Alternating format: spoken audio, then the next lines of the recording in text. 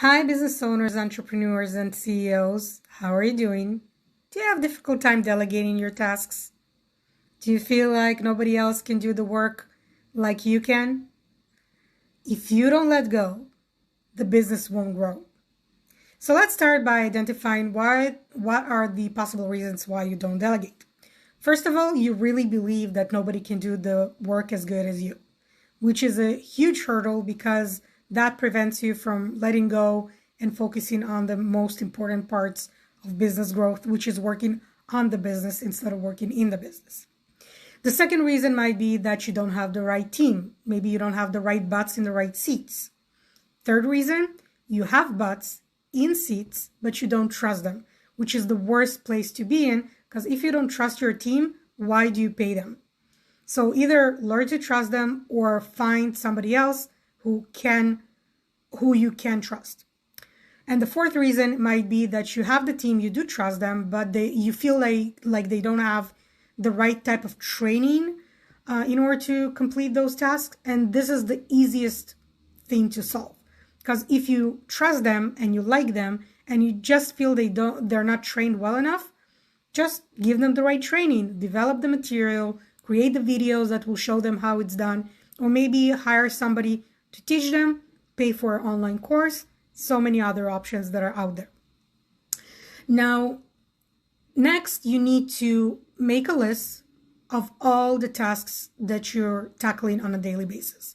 So in my 8-week Grow to Scale Blueprint course online, I have a whole section where I work with you on identifying all the tasks, prioritizing them, identifying which ones to delegate, which ones to keep, which ones to eliminate, and so on.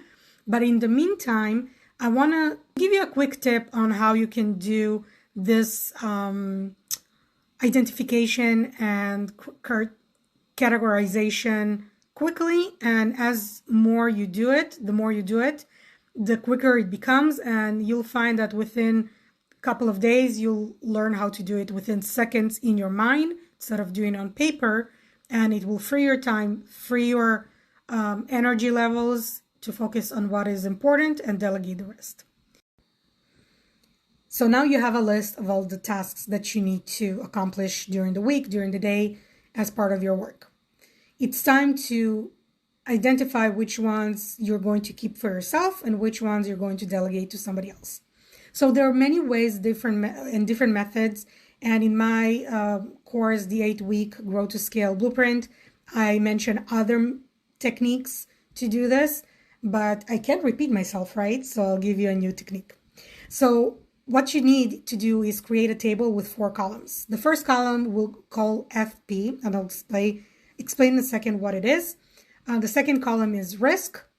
The third column is best, worst, most likely. And the fourth column is mitigation. So the first column, FP, is lovingly called football. 1 is 1 football, and 10 is 10 football. So if you want to do the task yourself, or you must do it yourself, write down 1 football. Means you don't mind it being close. If you really dislike doing this, then put 10 football. You would not touch it with a 10 football if you had the choice.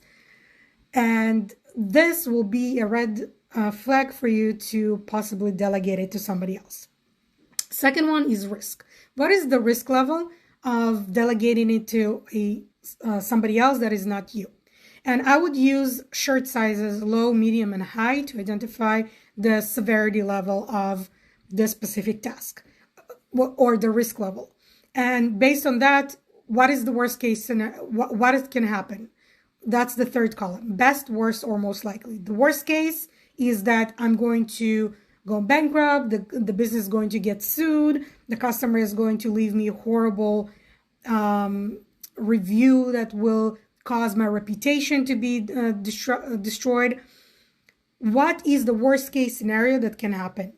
And what is the best case scenario? I didn't have to do it. The task was accomplished and I got paid. Yay! And the fourth thing, or fourth column, is mitigation.